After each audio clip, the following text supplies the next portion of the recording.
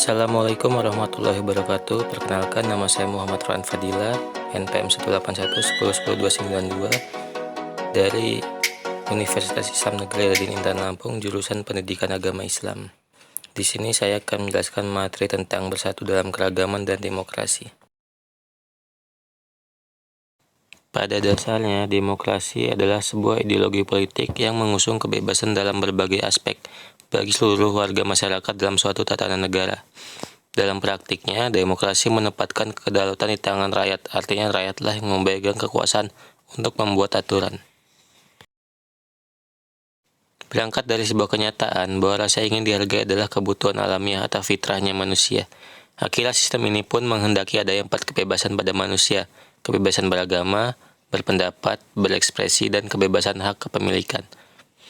Merupakan hal yang wajar, bahkan dipandang positif, ketika setiap warga negara diberi kebebasan untuk mengutarakan ide dan pendapat demi kemaslahatan bersama.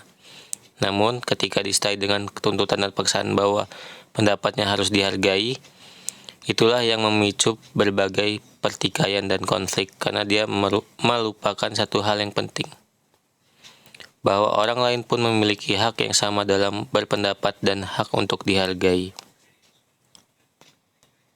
Yang pada akhirnya isu utama menjadi muatan demokrasi adalah persoalan saling menghargai eksistensi atau keberadaan diri masing-masing. Lalu bagaimana Islam memandang demokrasi?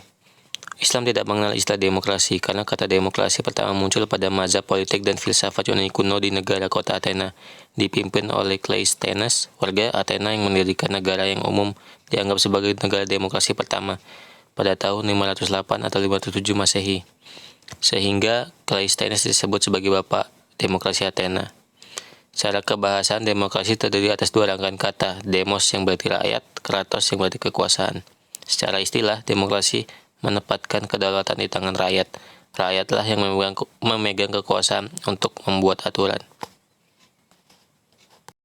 Dalam Islam, demokrasi lebih dikenal dengan istilahnya yaitu syura atau musyawarah, yang secara bahasa syura memiliki 2 pengertian, yaitu menampakkan atau memaparkan sesuatu atau mengambil sesuatu.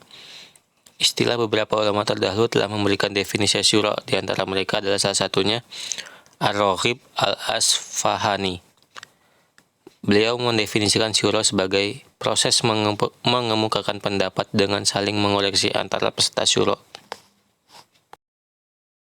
Adapun dalil syura ini berdasarkan atas firman Allah dalam Quran Surat Ali Imran ayat 159 yang artinya, "Maka disebabkan rahmat dari Allah lah kamu berlaku lemah lembut terhadap mereka. Sekiranya kamu bersikap keras lagi berhati kasar, tentulah mereka menjauhkan diri dari sekelilingmu. Karena itu maafkanlah mereka, mohonkanlah ampun bagi mereka, dan bermusyawarahlah dengan mereka dalam urusan itu. Kemudian apabila kamu telah membulatkan tekad, maka bertawakallah kepada Allah. Sesungguhnya Allah menyukai orang-orang yang bertawakal kepadanya." Dalam ayat di atas tertera 3 sifat dan sikap yang secara berurutan disebut dan diperintahkan untuk dilaksanakan sebelum bermusyawarah, yaitu lemah lembut, tidak kasar, dan tidak berhati keras. Sedangkan sikap yang harus diambil setelah bermusyawarah, memberi maaf kepada semua peserta musyawarah, apapun bentuk kesalahannya, baik karena pendapatnya tidak diakomodasi atau karena sebab lain. Diharapkan tidak ada lagi sakit hati atau dendam yang berkelanjutan di luar musyawarah. Terdapat juga hadis yang mengajarkan pentingnya musyawarah. Dari Abu Hurairah, ia berkata, "Aku tak pernah melihat seseorang yang lebih sering bermusyawarah dengan para sahabat daripada Rasulullah Shallallahu Alaihi Wasallam." Hadis riwayat At-Tirmizi. Hadis di atas menjelaskan bahwa menurut pandangan para sahabat, Rasulullah Shallallahu Alaihi Wasallam adalah orang yang paling suka bermusyawarah. Dalam banyak urusan yang penting, beliau senantiasa melibatkan para sahabat untuk dimintai pendapatnya. Sikap Rasulullah tersebut menunjukkan salah satu bentuk kebesaran jiwa beliau dan kerendahan hatinya atau tawadu. Meskipun memiliki status sosial paling tinggi dibanding seluruh umat manusia, yaitu sebagai utusan Allah Subhanahu wa Ta'ala, itu sama sekali tidak membuatnya merasa paling benar dalam urusan kemanusiaan yang terkait dengan masalah ijtihad. Padahal bisa saja Rasulullah memaksakan pendapat beliau kepada para sahabat, dan sahabat tentu saja akan nurut. Tetapi itulah akhlak mulia Rasulullah, manusia agung yang tawadu dan bijaksana. Dari ayat Al-Quran dan hadis Nabi tersebut dapat dipahami bahwa musyawarah termasuk salah satu kebiasaan orang yang beriman. Hal ini perlu diterapkan dalam kehidupan sehari-hari seorang muslim, terutama dalam hal-hal yang memang perlu dimusyawarahkan, misalnya hal yang sangat penting atau sesuatu yang ada hubungan dengan orang banyak atau masyarakat. Dalam kehidupan bermasyarakat, musyawarah menjadi sangat penting karena yang pertama ialah permasalahan yang sulit menjadi mudah setelah dipecahkan oleh orang banyak, lebih-lebih kalau yang membahas orang yang ahli. Yang kedua, akan terjadi kesepahaman dalam bertindak. Yang ketiga, menghindari prasangka yang negatif, terutama masalah yang ada hubungan dengan orang banyak. Yang keempat, melatih diri menerima saran dan kritik dari orang lain. Yang kelima, berlatih menghargai pendapat orang lain. Lalu bagaimana sikap kita sebagai muslim yang tinggal di negara Indonesia yang menggunakan sistem demokrasi? Sebagai muslim yang tinggal di negara yang menggunakan sistem demokrasi, hendaknya kita mengikuti dan menjalankan demokrasi tersebut dengan norma-norma atau kaidah syura sesuai dengan tuntunan Al-Quran dan Sunnah serta istihad para ulama.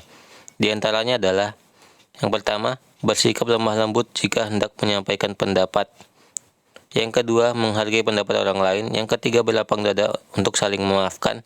Yang keempat, memohonkan ampun untuk saudara yang bersalah. Yang kelima, menerima keputusan bersama dengan ikhlas. Yang keenam, melaksanakan keputusan-keputusan musyawarah dengan tawakal.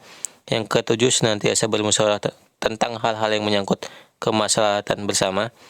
Yang kedelapan, menolak segala bentuk diskriminasi atas nama apapun. Yang kesembilan, berperan aktif dalam bidang politik sebagai bentuk partisipasi dalam membangun bangsa.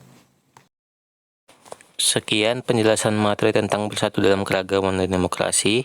Saya akhiri. Wassalamualaikum warahmatullahi wabarakatuh.